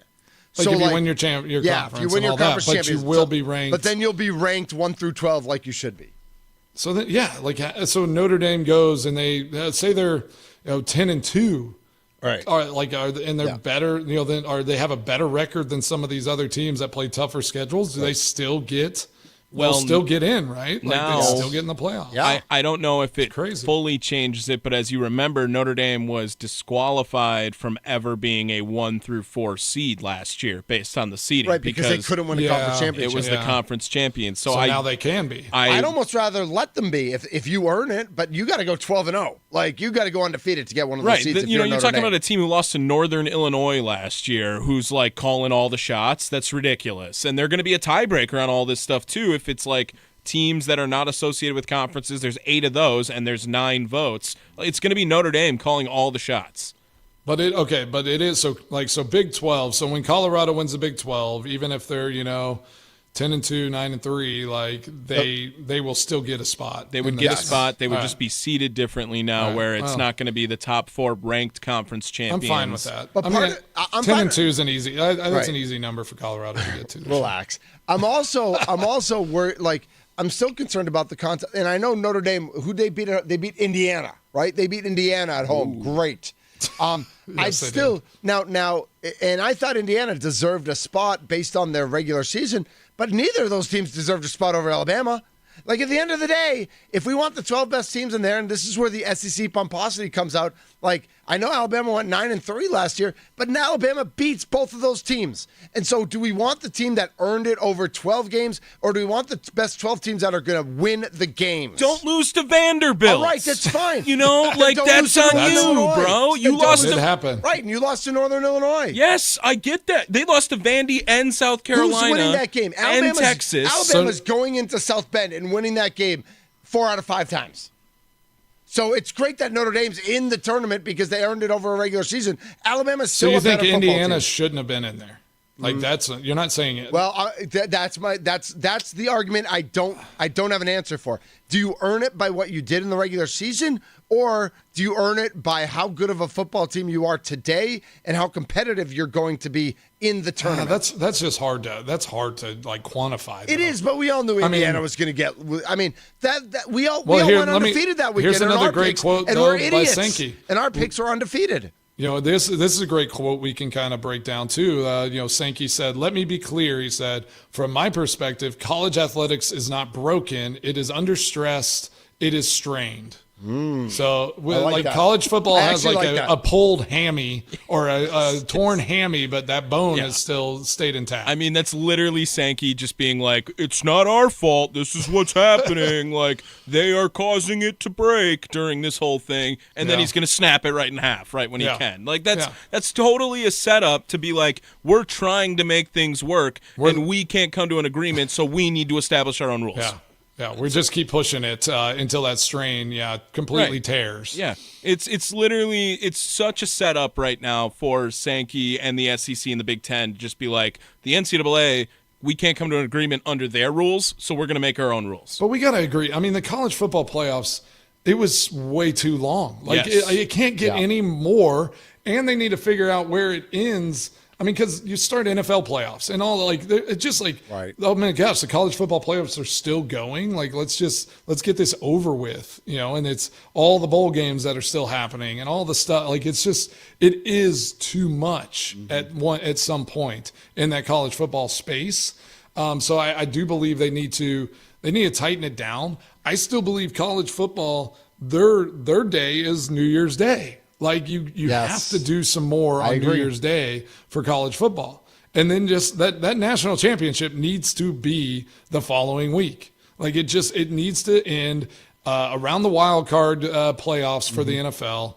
And then you let the NFL playoffs take over, because there's no way they did like amazing in those ratings No. and that stuff. It in fell those hard last few too. games. Yeah, it fell hard at the Because end. everyone's going to be I watching love when NFL Mason at that Crosby's so smart.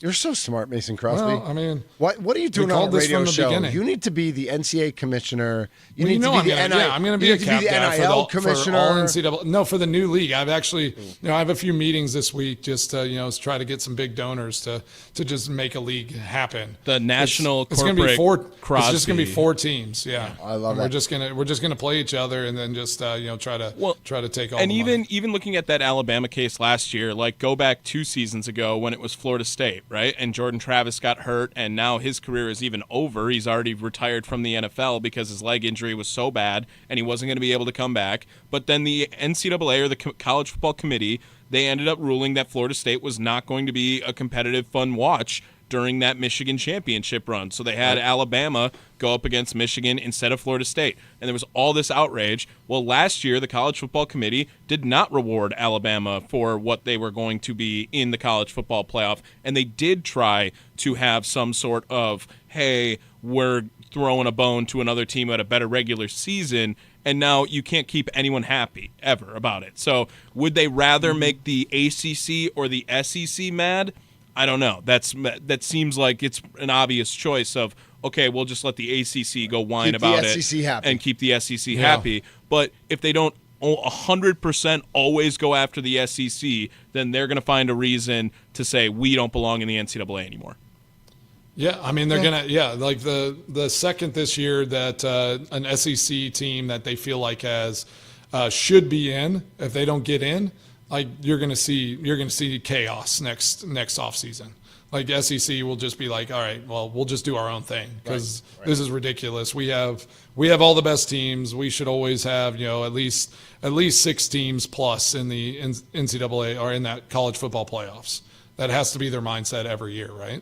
Agreed. I think so. Yep. And the only way that you were talking about it, where I agree that it was dragged out a long time last year, where the college football playoff, we were kind of expecting it like, hey, we're in the second week of the NFL playoffs. No one cares about your sport right now. We need you to end this earlier. Well, then they would have to find an agreement to, instead of like 12 games, they go to 11 games, and then the conference champ is the 12th game. And then they agree upon, hey, we're going to only play 8 league games, so you don't have to play 9, so that keeps the SEC happy, so they don't have to adjust their schedule.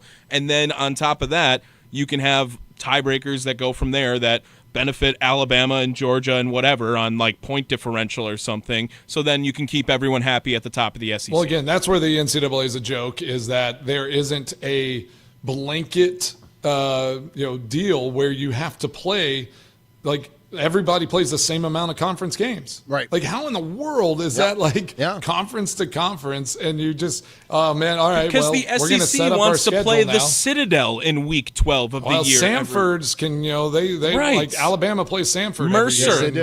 You know how many times good. I see Mercer playing an SEC? They're paying for their programs, just getting their butts whooped every week by a different SEC team. It's ridiculous. Well, yeah, I mean, yeah, well, I was looking at Colorado's schedule because I'm just, trying to bring the Homer. What does Colorado have? They play Delaware and Folsom, so that's going to be that'll be a tough one. Folsom Field, Folsom Field. Yeah. How much? I might be going to the K-State game November 29th up there with Jordy. Too cold. Nah, he's got a suite. We're good. How much is Delaware getting paid for that?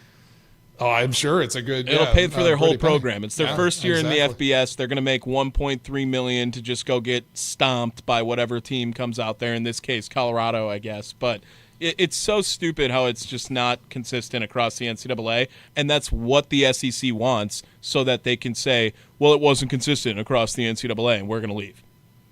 Yeah, but then here is the question. That's a good conspiracy. So, theory. hey, let's throw this out before we go to break, because it's that like the small school and the small guy will not exist if they go to these major conferences and they say we're not playing the Sanfords, the Delaware, like all these schools. Yep. How will any of those schools afford to continue on? You're going to see a lot of programs come to an end whenever you don't have Colorado or Alabama or all these big schools going and saying we'll pay you $1.5 million just to get beat down on this any given Saturday.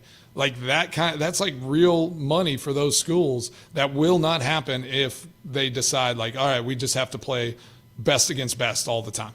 So Yeah, I don't even that's think another argument. It's tough. I don't even think like I'm trying to say that they will be exclusive. They won't even let these guys even compete in this. They're going to take the Big Ten. They're going to take the SEC. Maybe they'll grab the other two power conferences if they do that. No, I know that's what you're saying, and that's why all these other schools will cease to exist. Like you will lose a huge chunk of these smaller FBS schools. They just won't be able to afford to continue to operate. Well, maybe they'll just heavily invest in FCS then from there, right? And just bring everyone up from North Dakota State. And it'll all go back that. to back to true love the NCAA Bison. football. Yeah.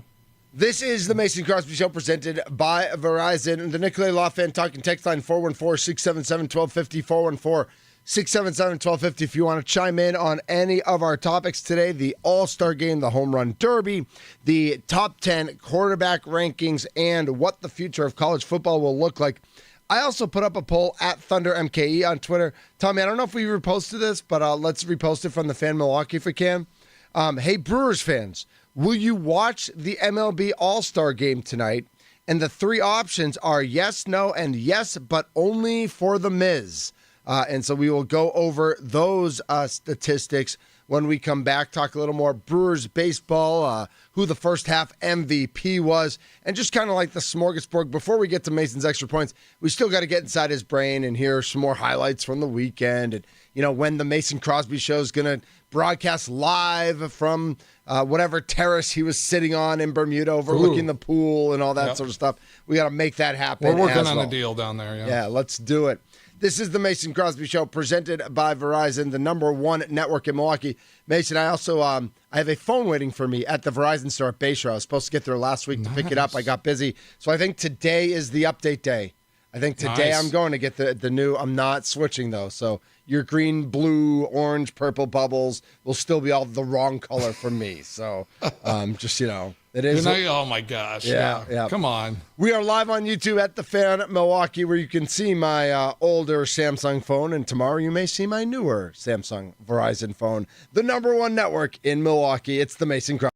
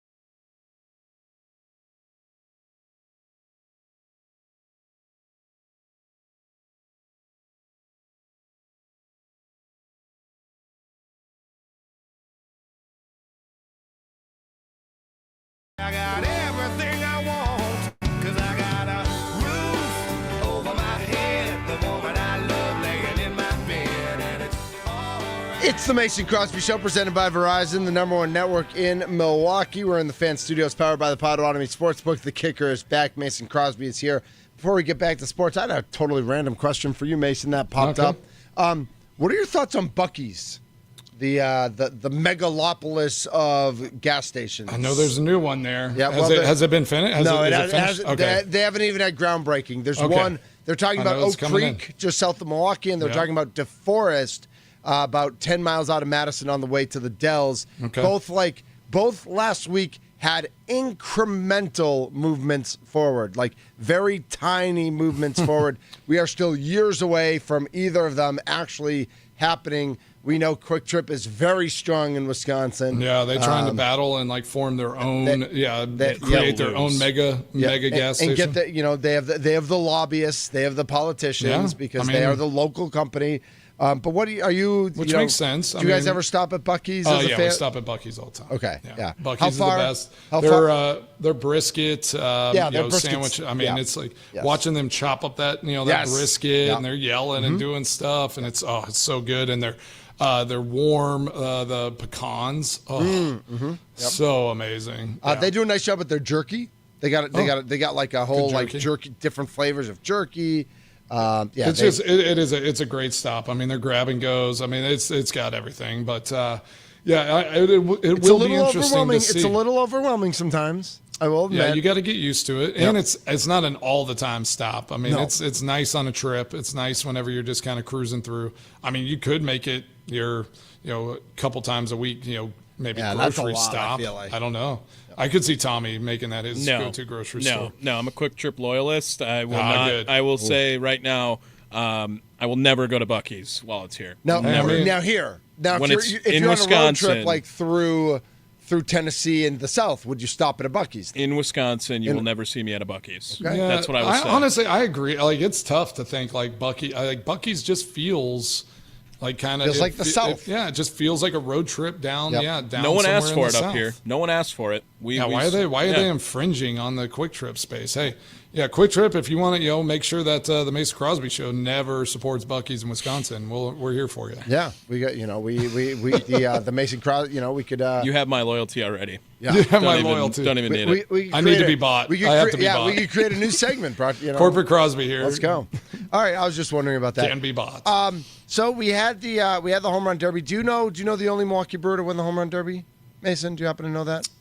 I don't know the only one. No, Prince Fielder. Oh, it was Prince. All right. Yeah, Nice. he won it in. He won it in Arizona? That's where I would have guessed Yeah. it was Chase Field. It was probably like 2009 or 10 because I think, or maybe it was 11. He was the captain. Now, did he win it the year before, and that's why he was the captain in Arizona? Because wasn't he the captain? He 'Cause won it once with Detroit as well. Oh, did he? So he won it, Okay. I think. because he was the captain in Arizona, and he picked Ricky Weeks, and that ended up not being a great decision. ruined Ricky Weeks' career. Yeah. It did. But That hurts. No, yeah, it does. 2009 in St. Louis and 2012 in Kansas City. So I'm looks guessing like 2010 he was in Arizona as the captain, and that's where he picked Ricky Weeks. That would be Maybe my that's guess. what it was. So Because anyway, Corey Hart was in it too. Oh, weird. So Prince Fielder, the only Brewer to win the home run derby. Two Brewers in the All-Star game tonight. So do we know if Trevor McGill is pitching? He'll be the extra guy, I bet. Yeah, He'll be- I haven't heard his inning or placement yet, but it's Mizorowski in the 7th. That's what we know. And do we know the rest of? Do we know up till then? I know Clayton I know Doesn't Skeens even is matter. starting, and then Kershaw is the first man out of the pen, and Miz is the 7th. That's what I've learned. I'm sure there's like a full breakdown that everyone's put together on Reddit or something here Yeah. of like just a bunch of information, but And I don't know if they've ever done that before. Still, 2 batters for Kershaw is just wild. he shouldn't even be there either, but no one's mad about that because No he's one's a mad about it. legendary Well, guy. because they No, but, added like, a it's- spot to the roster. He didn't take up a roster spot. That's different. Lame. I'm just saying. All right, so I put up a If you're question. Kershaw, you're just throwing just throw some meatballs out there and I let just them throw crank 2 curveballs homers and walk at off. guys' heads. Just see what happens. That would be awesome for Miz to just throw ephuses the entire inning, like never even rear it back to go Yeah, for it. ju- Yeah, just just throw a all big curveballs. middle finger. Yeah, Hey, Brewers fans, well, you watched the MLB All-Star Game tonight. I threw this up on Twitter, and the Fan Milwaukee has reposted it. Yes has 41%. 41% of people will watch the game. No is 32%. 32% of people will not watch the game. And then 27% yes, but only for the Miz. So a pretty good split I between voted yes for and no. yes only for the Miz. Oh, you That vote. was- So, yeah, so are you was in not there. going to have it on and you'll turn it on? Like you'll monitor on your phone and turn it on for the seventh inning? We're just getting back, so I'm not sure, how locked in I'll be You're to gonna this have- All-Star you need some game, kid but time I tonight. definitely will want to see what the Miz does. Yeah. So I I will- will be curious there. I will be at Big Rumble's final ever Junior Duke softball game in Port Washington tonight. That's definitely more important. If anybody wants to come hang out in Port Washington, but I assume the game will be over around 7:30ish, 7:45. Won't be the seventh inning yet. I then have to rush back to Whitefish Bay for Little Rumbles, who has a doubleheader tonight, to Jeez. catch the end of that one. But I have my phone and I have the Spectrum app, and so I'll be watching the game. Yeah, at least we can. Yeah. Yeah, At least we have exactly. phones. They And have enough. Maybe if you pick up your new phone, it'll even be faster. Wow. Yeah, I mean, It'll just be like lightning. they're gonna make sure that this thing is 4 hours long anyway, too. So don't even worry about it. Like that's gonna I be. don't think so. Well, they're going to be changing pitchers. Like, Do you know how many like ads? every inning? Right. Yeah, they're gonna have so many ads every time now throughout this. There's probably gonna be pitching change sponsors throughout the whole thing. Like, I can't believe there are any pitching changes. Like, that's why I don't understand this Kershaw thing. There are never in-inning pitching changes in an All-Star game. I feel like this happens all the time, Mitch. I don't know why you're so surprised. I Like don't they think- have to map it out. Well, yes, but they never announce it like that, and they never do it early. Early, it's like your first four starters all pitch one inning, Yeah. and they don't do this till the end. Now they're doing it at the beginning. So it's good. So you're right. You are right. It is going to last even longer. It's going to be even more annoying. should like it And baseball scripted. fans It's are going to more- be like super jacked off about this ridiculousness. If someone gets suplexed out there, would you watch? If George Kittle God. comes out in the middle of the fourth and super kicks, Yeah. Would let's you be see. down? Yeah. Oh my gosh. 100. Yeah, Are you the kidding Miz, me? right? That would be Yes. perfect for Major League Baseball. Is after the entire week being called a my joke gosh. for making Mizorowski an All-Star to have WWE superstars just every inning like hitting moves, and then like they're battle. like, right, yeah, that's No. the joke. What, actually, what if like in the bottom of the sixth? No, you, or you this had just set 10, up. 10 guys surround the and like the top WWE superstars. Top is, So you got like Rollins and Reigns and Cena Why? and Rhodes. What and would they just do? all come down on the field and like take over. The WWE takeover I think it tonight should at the be All-Star set game. up like Kittle did there at the ACC Yeah, of championship, course.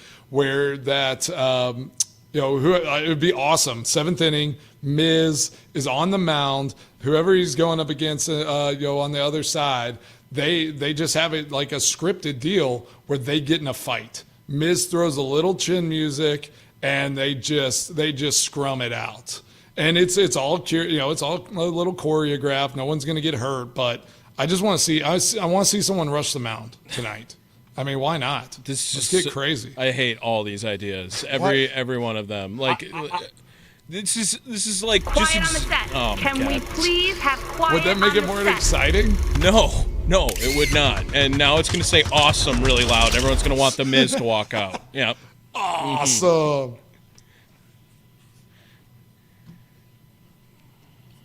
In your face. So what I want to have happen is Miz is pitching in the seventh inning. This music hits in the middle of the seventh, and the Miz, the wrestler, comes down to Yes. confront the Miz about who's the real Miz. Oh, and there then it George is. Kittle comes out of nowhere and just flattens the Miz. And then George Kittle and Jacob Mizorowski celebrate on the mound. Let's go. That actually, I'm for that. I don't know why, but Right. that feels amazing. Did I just script it? And I'm not even a exactly wrestling how fan, so that everybody feels saw awesome. what happened at the golf tournament. This is what should happen. I That mean, would be- over under on Pat McAfee mentions on the broadcast today too. Like McAfee would literally he would find Yeah. a live mic Seriously. and jump He'd on jump the field through a during this table and at talk that about moment. this. this is gonna Yeah. be the worst All-Star game of all time. This is what I don't this know why is. you don't like fun, Tommy. No, why don't you I- like fun? Because this is feels right to exactly me. what's going to happen. Is Right. everyone was just mad all week saying, "Oh, it's becoming a joke," and then they're going to actually do So gimmicks make it throughout. a huge joke. Oh Right. my God! Like Have lean fun. into it. How about that? Like This if is they not a lean into baseball it, then they're game. gonna be like, all right, baseball gets it. Baseball is fun now. Heaven forbid we have a viral moment at the All-Star game. They're going to already try to do that. I bet you that What are they going Savannah, to do? What are they going to do? Savannah Bananas, and they're in Georgia. That's actually a good point. Maybe You know what I mean? Oh. Like, So you're down for that? If like Savannah no, Bananas I'm come out on not. the field, I am not. and do backflips and like take their shirts off, is that what you want to No, see, Tom? no, do I'm that. saying I'll do it.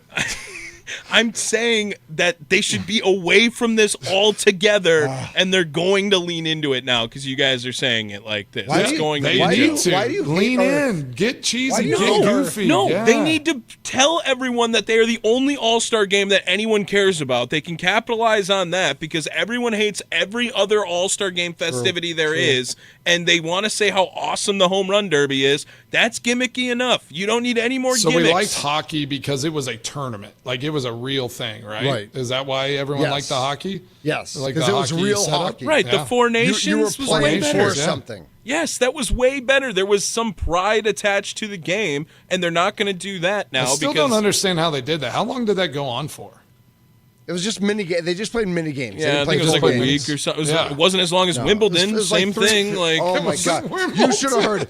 You should have Shut heard up. the Wimbledon hate Are you from Tommy were you this week. trashing Wimbledon while I Every was day, gone? Why is Wimbledon so long? I think it's been on for 7 my years. gosh. Every morning I've woken up since I graduated high school, Jeez. and Wimbledon tennis is on the TV. it's actually That's a true crazy. statement. That's it is. crazy. Yeah, I mean, So we're in a like I think Bermuda now is its own nation, like its own it governs itself, but it used to be a British colony and like still has British influence. So the resort we stayed at is like some member club. You had to wear like the Wimbledon white to play tennis. And it. Molly didn't bring anything for me, so I'm out there like a schmuck. Just miss. I couldn't even play because I didn't have all my. you could have came back in 2 weeks, the and right Wimbledon still would have gear. been going on with the correct stuff. So No, it was awesome. I mean, we went and played pickleball. I was like pretending like Did I you was have to trying wear white on the No, pickleball court not too? on the Okay. pickleball court. No, that's like I mean that. I'm just making sure. They view that at Yeah. yeah. They don't view that at the No. high level. It was actually not even at the resort. Like we had to like walk across the street. They're No. like we don't allow pickleball courts. With crazy here. drivers? How are the drivers? Oh, it was dangerous. Yeah. Yeah. It was sketchy. Why You gotta is look driving- the other way too. Why where is that was driving scary. all over the Caribbean and like in so many other countries? Why is driving so crazy? Well, they have like the the Vespas and they like it's big. I don't know. They just and they're honking at each other all the time, just kind of like giving each other heads up, like that they're going to be driving crazy. I guess I don't know what their reasoning is there. It's like you honk at someone else whenever you're like across the middle line. Yeah. Like that kept happening. Like our taxi driver was literally in the other lane and he's just honking at the car, like coming up. It's like, are you just telling him you're driving bad? I don't know what the reason is there. I But like that. It I like. was, do you use it your is horn? scary. Like do you think use your about horn, like Mason? when, Do you use your horn at all? I'm not a big horn guy, but I will. I mean, Yeah. I'm like, if somebody's just being an idiot in front of me, Right. It's just like And go. dangerous. If Like, they're being yeah, or it's they're being dangerous, yep. Like I hate when someone like hesitates, and they're like, they can't make a decision. They so run the just hezzy. go. Yeah, they run the Don't hezzy. hezzy. Yeah. Yeah, just slam on the gas. Just do your thing. I can't wait for tonight. I just love that Savannah everyone- Bananas, Oh, WWE, The Miz, two Miz's on the same mound. It's going to be amazing. This is awful. Yeah. This is gonna be terrible. It's going to be terrible. They're gonna make a complete joke of this whole thing. Well, yeah, I mean, as it should be, I guess. I don't know. That's fantastic. All right, so it is the All-Star game tonight. Trevor McGill's in it. Jacob Mizrowski's in it. Freddie was named an All-Star, but obviously not pitching because he pitched on Sunday. Who's your MVP of the Brewers this first half of the season, Oh, Mason? man. As you look Yeah, at bring it you down know, to back to serious. I Is like it that. is it obviously the hitters play every day, so in regular Major League Baseball, pitchers almost never ever win the MVP award. They have the Cy Young for that. Thank you. They're eligible. Cy Young. They're eligible for it, but it's very rare that it happens. I don't know when you're looking at a team MVP if it's quite the same. I think a pitcher probably could more likely be a team MVP if they because they're what they do in the clubhouse, the type of guy they are. I don't know if anybody jumps off the page. Certainly there's a lot of guys that could be considered for this.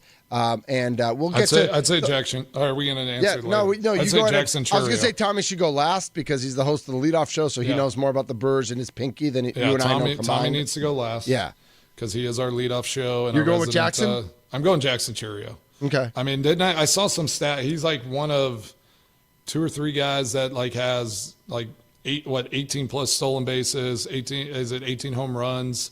and some other stat. Like it was like some weird three stats that he was one of 3 guys in the league. Like the fact that he's not an all-star is probably a little bit of a. He started off so slow, I think, Right, and that's like what it was hurt a him. little bit rough. But Yeah, 16 homers, 16 steals. Okay, and, that's what it is. Yeah, 16. whatever the other number is. But Yeah. So I mean, yeah, for me, like that guy, like he's going to be a perennial all-star, and he's he's an anchor of this team for sure.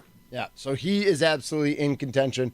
I'm going to throw in the old man. I'm going to throw in Christian Yelich. Like, I think, he obviously struggled at the beginning of the year. He's got 19 homers and 14 steals, and his OPS is 797. I know that what's hurt him is that he can't really play in the field anymore. Yeah, that'd be the only thing I would. But he's still contributing. Like, he's still, I know, and I know when that Can first you be happened. an MVP with like in that? DH is going to win MVP. Okay. I almost, although I would almost say Trevor McGill, I think, is kind of he's an all-star, so he's not under-recognized, but like the consistency with which they can count on the back of that bullpen. And he was on Thunder Watch for a week or so. Like he was a little shaky, but he never let it get out of control. He never got to a place where he's done a great job solidifying the back of the bullpen after the Devin Williams trade. So I might throw him into that conversation. Obviously, Freddie's tied for the league lead. He's leading the National League in wins. And so that's, and his ERA is he's 7th in the National League. Tommy, does somebody jump out to you as the MVP of the Brewers? Jacob Mizorowski. Wow. Gosh, wow. Dead serious. I Dead know you serious. are. Guy is absolutely the most talented player on the team. That's what the MVP should be for. It Not should be what the for the MVP 's most for. talented player. No, it's not the And MTP. If you want to talk about just not. value, if you want to talk about valuable, this guy has elevated this team into serious playoff contention conversations. They were not in these conversations until he was brought back he's onto only this every team. 5 days, so I mean I don't care that he's only played 5 games. games. He's the MVP of the first half of the Brewers. He's made it more relevant, made it more exciting. He's must-watch TV. He's the MVP. I agree with all that, but that's not the MVP. That's the most marketable. Yeah, He's I the think most MVP, exciting player, most marketable most player, interesting player at the moment. All right, so I have a question, and I'm going to sound like a really old guy right now, and that's okay. Is that a generational thing? Like, is that like Just what brings you 25-year-olds that energy? think that whoever the most exciting is the most valuable, but that's not what the award is? No, but it doesn't matter. The award should go to who the best player is, most talented player. Most valuable is the most talented. Okay. And he's the most talented. I disagree. That's not how the award is ever voted on. I'll That's disagree across every metric. Oh. Like, he's been really good in 5 games. But to call him the most talented player on this Milwaukee If Brewers he's team disqualified- is like you might as well like tell Freddie and Christian and Bryce and Jackson to just retire now. I like, mean, why even play? Didn't say If that. Jacob Mizorowski's the most talented player on this team. He is the most talented player on this team. I don't think- I will like, he say could- he this, could that get if he's there. disqualified, I would go Freddie. If he's disqualified, he's- I would go Freddie. Because Freddie also had a lot of haters, including on this show before the season, and doubters before, and he is an ace in the MLB. What do you think? What do you guys think of War? I'd say Peralta. I'd Right. put him Peralta- above Miz yeah. at the moment, just for like what he's done through the whole season. If you're going to say MVP of the season at this point, Miz by the end of the year could be that guy. Yep. But at this moment, you can't. I don't think he's qualified to be the MVP at this. Tommy, moment. what offensive player leads the team in WAR? Bryce Turang. Did you know that, or I had a pretty good inkling. I didn't know that off the top of my head. But not really close? yeah, I mean, It's not really close. The war. I was a little disappointed you didn't put Bryce Turang. Yeah, like I mean, Well, I mean, I've told you guys this. It's the world's been alive for 4 billion years. We got lucky enough to be alive when Bryce Turang was alive. Like that's I know what the value is when Bryce Turang was so there. he's Love that. just so is sometimes as consistency doesn't always get you that MVP. Right, Like, you know, what I'm saying? you're right. Most consistent players not No. MVP. Okay. No, Jake Arrieta won a You whole need that. Cy You Young need that. by You need not that juice being and good. that spark. I You need to 100% feel something from them. I think that right now the Milwaukee Brewers, the reason why I give my MVP of the first half to Jacob Mizorowski is because how he has elevated the team He gave him a since spark. he has been here. And I don't care how many games that takes. It's 5 games that the Brewers were not serious until he came up to the Major League Baseball roster. I mean, they have won 7 in a row. They've been really, really Yeah. good since he came up, and they're now being mentioned national guys are saying, oh, they need one more bat, and they are World Series contenders. Not they need an arm. They have the arms. Gives me Mazeroski. chills. Yeah. I'm ready. All right, Mason's Extra Points coming up. Cannot wait to hear what's on Mason's mind. Good. Yeah, right before we go to break, though, okay. Mitch, All I right. just want to address a question in the Nicolay Law fan talking text line. Okay. And if you haven't heard, it's at 414-677-1250. Always jump on there, throw us stuff. Some of the 262 is Mason Crosby, the all-time leading Packers scorer, officially off Thunder Watch. So I have a question. When was I on Thunder Watch? You were never Have I on- been No. on Thunder Watch? No. Whenever I'm gone, is there something that I need to know? No, I mean you've Okay. missed a few shows. I don't know if you know that or not. So am I on Thunder but Watch? no, you have never officially been Okay. on Thunder Watch. All right. You were on Thunder Watch in what, 2012? Okay, so is that Yeah. maybe they're referencing past Thunder No, Watches? I don't think that. I think they probably had misheard at some point that Mason's not here today. Should we put him on Thunder I'm Watch? trying to even Like, I don't even think we put you on Thunder Watch. I don't Like, even think we Which joked I would about have it. expected. Right, I'm right, expecting. yeah, I was just No, curious. I thought it was interesting. No. You I was just are- happy to be off of it because Yeah. there are moments where I feel like I probably should be on. Well, there's moments where all of us should be on. Let's be serious. He's Mason Crosby. He's Tommy Wirtz. My name's Mitch Nelles, a.k.a. Thunder. Mason's Extra Points coming up on the Mason Crosby Show, presented by Verizon, the #1 network in Milwaukee.